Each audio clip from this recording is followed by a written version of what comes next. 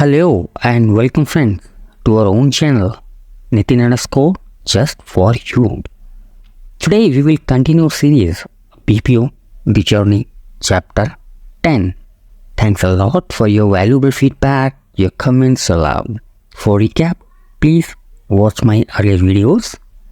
Let's begin. So, objectives of today's session basically are to understand what is help desk, जिसको हम HDP बोलते हैं, और ये वर्बल भी होती है और रिटर्न भी होती है. Verbal means the calls we are getting from the other parties to understand something, and return means the generic email ID.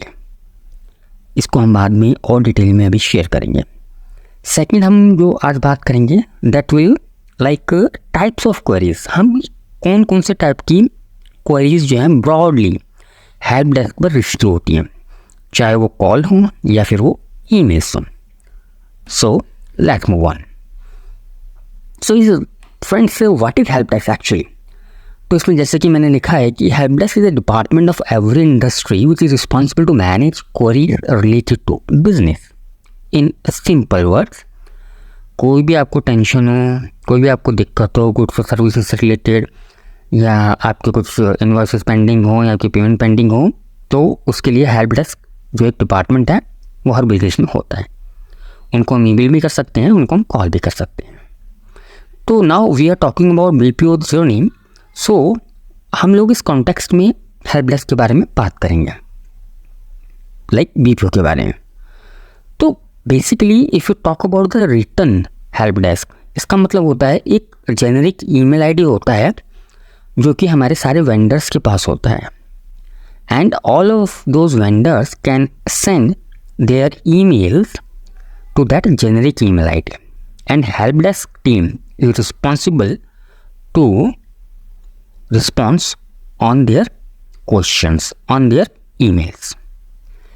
एक और ऑप्शन होता है that is dial free phone numbers, जहाँ पर vendors instant of sending emails वो directly call करके पूछ लेते हैं कि भाई ये इनवॉइस से क्या प्रॉब्लम है, and that's all.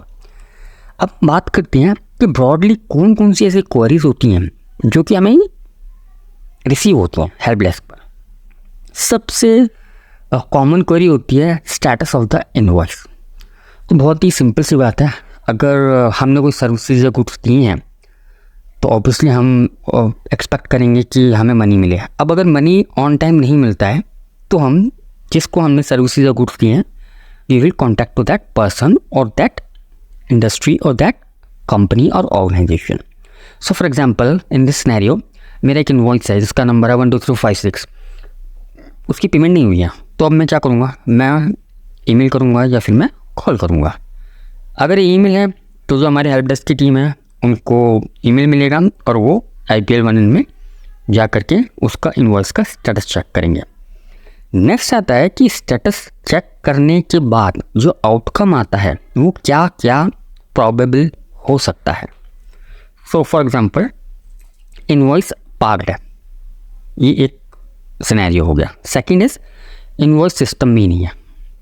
Third is invoice ready for payment है और वेट कर रहा है ड्यू डेट का, मतलब इसकी ड्यू डेट ही नहीं आई. या फिर रेडी फॉर पेमेंट है बट पेमेंट प्रपोजल में पिक नहीं हो रहा है. या फिर ब्लॉक्ड इनवॉइस है. तो इस सब के बारे में हम लोग डिटेल में बात करते हैं. Let's see invoice is parked. तो इनवॉइस के पार्क होने के रीज़न जो कि हमने लास्ट वीडियो में शेयर किया हुआ है, 3 वे मैच अगर नहीं हुआ तो इनवॉइस पार्क कंडीशन में रहेगा, इनवॉइस रेडी फॉर पेमेंट नहीं होगा. सेकेंड इज अप्रूवल अगर पेंडिंग है और किसी भी रीज़न से, चाहे वो फ्रेट से हो, चाहे वो नॉन PO से हो, चाहे किसी भी रीज़न से, अगर अप्रूवल पेंडिंग है तो इनवॉइस पार्क पोजीशन में रहेगा. अच्छा, दूसरा क्या मेजर इशू होता है? Missing invoice. फॉर एग्जांपल हमारे पास एक क्वेरी आई, वेंडर इनवॉइस नंबर दिया, हम IPL 1 वेंडर लेजर में गए, हमने इनवॉइस नंबर डाला, कंट्रोल F किया, मगर हमें वो इनवॉइस ही नहीं मिल रहा. इसका मतलब इनवॉइस हमें मिला ही नहीं, या फिर मिला है तो कहीं चला गया बट हमने एंटर नहीं किया किसी भी यूज़र ने. तो इस केस में हम वेंडर को बोलेंगे कि your invoice copy is missing in our system, we would request you to please send your invoice copy on this email address and we will process it on priority. ये इसका solution हो गया। Third one is invoice is blocked. अब due to in some systems due to quantity variance और price variance invoice जो है वो automatically block पे चला जाता है। तो जब इसकी क्वेरी आती है तो जो यूज़र होता है वो इन्वेस्टिगेट करता है कि what is the reason, what is the root cause of this block and how to resolve it, and accordingly वो इन्फॉर्म करते हैं वेंडर को। Let's move on further. Invoice is ready for payment. So very good scenario, invoice payment के लिए ready है मगर due date का wait कर रहा है। अब ड्यू डेट जब तक नहीं होगी तब तक invoice will not get picked up into the payment proposal. Now vendor is asking when I will get the payment, so help desk team will simply inform your invoice due date is this and it will get paid on this date. Simple, ख़त्म। Sometimes क्या होता है कि invoice ready for payment होता है और due date भी पास हो जाती है, मतलब वो ओवरड्यू हो जाता है, मगर फिर भी इनवॉइस जो है पेमेंट प्रपोजल में पिक नहीं होता। इसके लिए यूज़र जो है हमारे हेल्प डेस्क को इन्वेस्टिगेट करते हैं and will find the vendor. They will find कि वेंडर पेमेंट ब्लॉक्ड है ड्यू टू XYZ रीजन्स। तो वो उसको इन्वेस्टिगेट करते हैं, उसको स्क्रूटनाइज करते हैं and they resolve it. Another one is invoice is ready overdue but vendor has debit balance. That is very important to understand. Debit balance का मतलब होता है कि हमें वेंडर को 10 रुपीज़ देने थे, हमने उसको 12 रुपीज़ दे दिया, मतलब कि हमने 2 रुपीज़ एक्स्ट्रा दे दिया। अब वेंडर का जो इनवॉइस है वो है 1 रुपी का, तो ऑलरेडी हमें वेंडर से 1 रुपी रिकवर करना है। And if vendor is asking for the payment तो हमारी help desk team can tell that your ledger has the debit balance, we need to recover 1 rupee from you, that is why your invoice is not getting paid. बहुत simple है। अच्छा, उसके बाद कुछ miscellaneous reasons होते हैं, like exception होते हैं, वेंडर्स होते हैं, कुछ डायरेक्ट डेबिट पे होते हैं, कुछ इमीडिएट पेमेंट वाले वेंडर्स होते हैं। अच्छा, एक और डिफरेंट क्वेरी आती है which is very important, vendor statement reconciliation. इसमें क्या होता है कि few vendors are very critical, like कि इलेक्ट्रिसिटी का वेंडर है, मतलब वी कांट अफोर्ड कि अगर वो 1 सेकंड के लिए भी अपनी सप्लाई रोक दे तो invoice is not getting paid due to this reason. या फिर टेलीफोन लाइन का जो वेंडर है, तो ये सब जो यूटिलिटीज़ टाइप के वेंडर्स होते हैं इनका हमें एक स्पेशल ट्रीटमेंट देना होता है इनका हमें। तो ये क्या करते हैं कि वीकली या बाय मंथली ये हमें स्टेटमेंट भेजते हैं अपनी कि हमारे ये इनवॉइस हैं जो कि हमने आपको रेज की हैं, इनका स्टेटस बताइए। तो हमारी हेल्प डेस्क टीम क्या करती है, एक रिकन्सिलिएशन परफॉर्म करती है, वो उनका स्टेटस बता देती है इनको। उनका स्टेटस बताने के बाद हमें पता चल जाता है कि कौन सा इनवॉइस कहाँ पे अटका हुआ है। फिर हम उस पर्टिकुलर पर्सन को जिसके पास भी अटका हुआ है उनको कॉन्टैक्ट करके बोलते हैं कि इनवॉइस जल्दी से फ्री करिए क्योंकि ये बहुत ही क्रिटिकल वेंडर का इनवॉइस है। Right, I hope I am clear.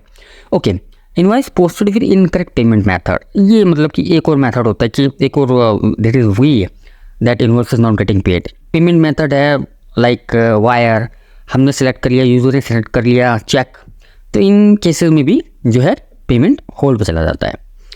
Vendor master data के अंदर इशू होते हैं, for example bank related issues हो गए या फिर स्विफ्ट कोड या फिर कोई और नंबर, इन सबसे रिलेटेड इश्यूज़ हो गए तो फिर से पेमेंट जो है इनवॉइस की वो होल्ड पर चली जाती है। Rest to be continued. Thank you for your time. Please continue to share and subscribe to the channel. This will encourage me to create more content for you. आपके comments, आपका feedback या फिर आप किसी भी और हेल्प डेस्क इशू के बारे में कुछ पता है तो मुझे बताइए, I will try to answer that. और अगर मैंने कोई आंसर गलत दिया है तो प्लीज़ मुझे कमेंट बॉक्स में बताइए so that I can also address this. Thanks for your time. Nitin_just for you. Bye bye.